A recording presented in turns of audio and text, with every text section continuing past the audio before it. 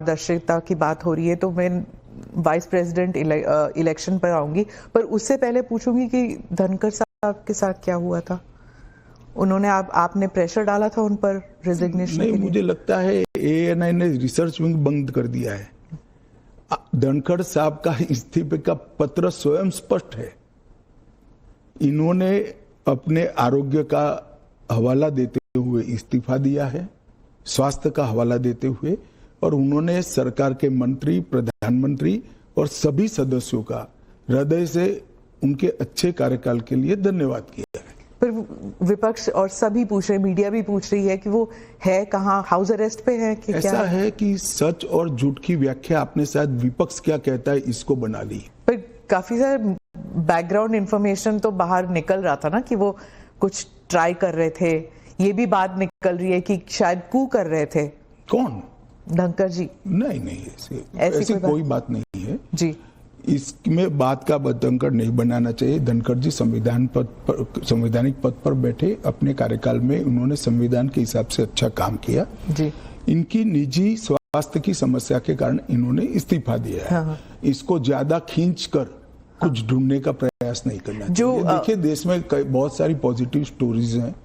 हमेशा इस तरह की स्टोरी के पीछे नहीं लगना है। जो एनडीए के जो वाइस प्रेसिडेंट कैंडिडेट है, कहा जाता है कि आपने उन्हें इसलिए पिक किया क्योंकि बीजेपी जो है अब तमिलनाडु में अपना खाता खोलना चाहती है, इसलिए?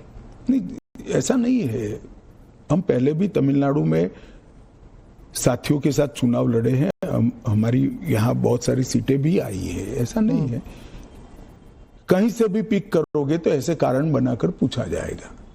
उपराष्ट्रपति का प्रत्याशी दक्षिण से आना इसलिए स्वाभाविक है क्योंकि पूर्व से राष्ट्रपति थी, पश्चिम और उत्तर से प्रधानमंत्री जी थे, तो दक्षिण से आना बड़ा स्वाभाविक है। अब आए हैं, इसको इस दृष्टि से नहीं देखना चाहिए।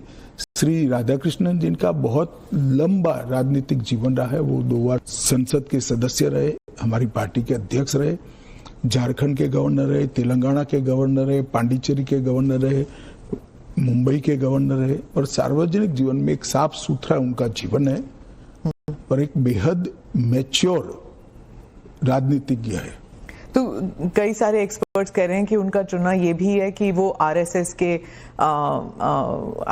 साथ उनका कनेक्शन है, इसीलिए ये तो ढेर सारे लोग, प्रधानमंत्री जी स्वयं का आरएसएस के साथ कनेक्शन है। धनखड़ जी का नहीं। अरे सुनिए ना, मेरा भी है। तो हम लोगों का चयन देश ने इसलिए किया है कि हम आरएसएस से है। आरएसएस के साथ कनेक्शन होना कोई माइनस पॉइंट है क्या? आप बताइए। जरा भी नहीं है। अटल बिहारी वाजपेयी जी भी आरएसएस से कनेक्टेड थे, श्री अडवाणी जी भी आरएसएस से कनेक्टेड थे, मोदी जी भी है, मैं भी हूं, राधाकृष्णन जी भी है। और जो इंडिया अलायंस के जो कैंडिडेट है, उनके बारे में आपने कहा कि उन्होंने एक समय था जब उन्होंने नक्सल मेरे कहने से क्या होता है, वो तो सुप्रीम कोर्ट का रिकॉर्ड है। सलवा जुडम को इन्होंने खारिज कर दिया। आदिवासियों का आत्मरक्षा का जो अधिकार था उसको उन्होंने समाप्त कर दिया। इसके कारण इस देश में नक्सलवाद 2 दशक ज्यादा चला है। उस वक्त नक्सलवाद अंतिम सांसें गिन रहा था क्योंकि जो आदिवासी थे, जो बच्चों को पढ़ाना चाहते थे, जिनके यहाँ रोड नहीं पहुंचता था, इससे परेशान थे, जिनके यहाँ स्वास्थ्य सेवाएं नहीं थी, वो परेशान थे। उन्होंने खुद की रक्षा के लिए सलवा जुडम बनाया था। इसको सुप्रीम कोर्ट ने खारिज कर दिया। ये तो सुप्रीम कोर्ट का रिकॉर्ड है, इनका जजमेंट है। और इसके बाद जो